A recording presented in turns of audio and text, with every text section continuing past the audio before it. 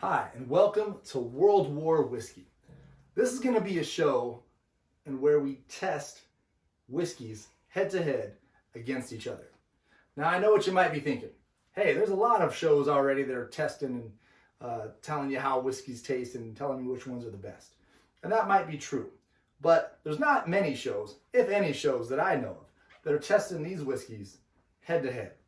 And so what we want to do is not only test them, but we want to test them categorically against each other. So we want to take, here's some bourbon, right? Some Kentucky bourbon, some Tennessee whiskeys. We want to battle these head to head. Japanese whiskeys, Irish whiskeys, and of course scotches, in which we'll test different regions against each other.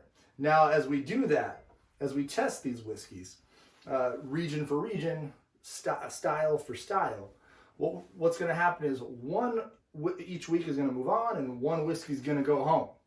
So you're going to have a winner, you're going to have a loser. And each week we're going to test them until the end of the year. As we get towards the end of the year, we're going to have a playoff bracket.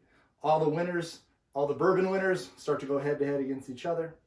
All the scotch winners start to go head to head against each other. And we're just going to keep doing that until we have a World War Whiskey champion. Now, I hope you're excited for that. I'm excited to taste all these. But what this show is really about is not only telling you what's the best whiskey, but to tell you, hey, you got choices out there. You're going to go to the grocery store, and there's going to be $20 bottles, $30 bottles, $40 bottles, and we're going to try to tell you which is the best in that range. So we're looking forward to it. We think this is a show that's needed for world harmony, world peace, and to know what the best whiskey is. So cheers. Me and my friend Joseph are going to come out right now and do a live test on our first whiskey. So let's get into it.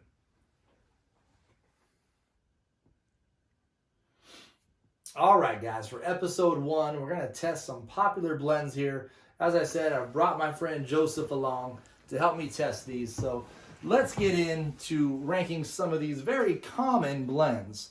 Although they're common doesn't mean they're bad. These are 12-year scotches, 12-year blends. You can get these pretty much any grocery store. The Chivas 12-year, the Dewar's 12-year blend, and the Buchanan Deluxe 12-year blend. All these are blends, and just as I said, blends doesn't mean it's bad. It's just that they blend different scotches to create a certain flavor. So oftentimes blends are great because they can add more flavor than a single malt can. Normally single malts are more expensive, so they should be better, but not always. So these are bottles you could grab for $20, okay? In the $20 range, from the low to high $20 range. So it's not going to break the bank. If you're going to go to a party, you can grab one of these and, you know, people will sit and drink and enjoy it, and you'll probably have a better time than the money that you spent on them, you know. So let's get into tasting them. I'm going to start off here with the Chivas. This is a Dewar's? Nope, that's the Buchanans. Buchanans. And we're gonna taste it. We're gonna taste and switch. Here's the Dewar's up next, and you can see they all kind of got the same kind of coloration going on. Sometimes there's a little bit of coloration difference between whiskeys, but not always. So let's see here. And Joseph, I'll just pass this one to you because the Regal.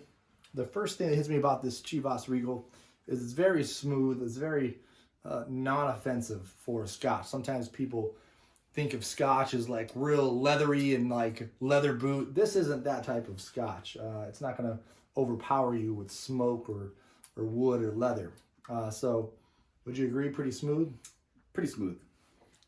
This is going to be the one that you're going to mix with some Coca-Cola if you would do something like that, which I wouldn't recommend. But if you're going to mix, this is going to be, it's going to go down like Jack and Coke. You know, it's going to be pretty smooth. It's not going to overpower your Coca-Cola. So I like it, you know. For whatever we paid for that, I can't even remember now. I think I got it at Costco for like under $20, but you'll probably pay around $20 range if you were just to buy this at the grocery store. But it's fairly good. Let's move to the Dewar's. So from what I remember about the Dewar's, it's a little stronger, a little smokier. Actually, it's relatively smooth. A little more peppery for me. It wasn't real smoky, but a little pepper, a little stronger flavors than the Chivas. So right now, the Chivas is a little more neutral, a little more non-offensive. The Dewar's I wouldn't say is offensive, but the Dewar's is a little peppery and stronger. We have a special guest here, Bruno, a three-legged dog, decided to join us. We're going to keep him in this. We're not editing him out. He deserves to be here. We are an all-inclusive group of scotch drinkers here. I don't know that he wants some scotch, but he's in our video. So anything you notice about the Dewars? This one has a bit more character than the Chivas. So let's move on to the Buchanans.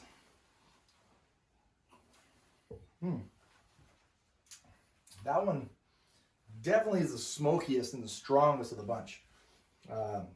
That one is the punch in the mouth of these blends so far. It's not by far the strongest scotch I've had. These are all 40%ers, by the way. So they're all 12-year blends, 40% alcohol content. So they should be pretty comparative as far as the punch goes. But for whatever reason, probably the level of smoke they've added to this blend, this one really hits you harder than the other two.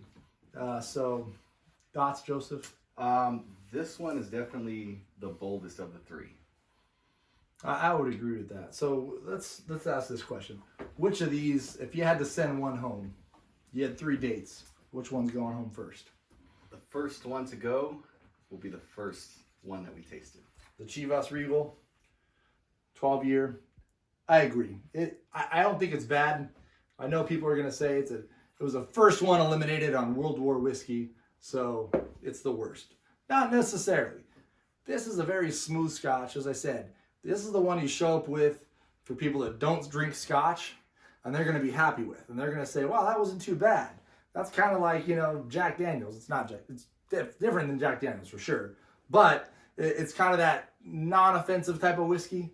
This is the one you show up with if people don't drink whiskey or people don't drink scotch. But it's the blandest, right? It's the blandest of the bunch. I would agree with that. So let's eliminate that.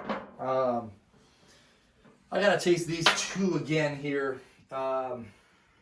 This one, again, it seemed to come off a little smoother. This one's a little punchier, but let's see if I had to pick one, which would I pick?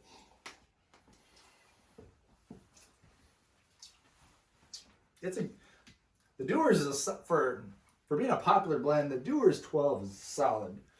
I'd be happy with that any day of the week. In fact, this is one I often buy big bottles like this at Costco because I am happy with it any day of the week. I drink it often. Even the Dewar's White Label, which we didn't put in here because it's not a 12-year, is a decent scotch when you're just drinking it every day. Joseph, thoughts? Let's see the Buchanans. Yeah. Just by the smell, I think I may have made my decision.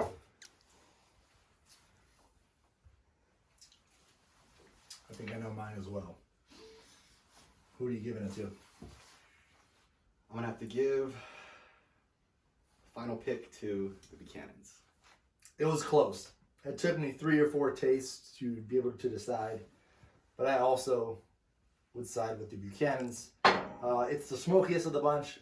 It's the strongest of the bunch, which doesn't always mean the best of the bunch, but I think today it was the better scotch. So congratulations, Buchanan 12-year.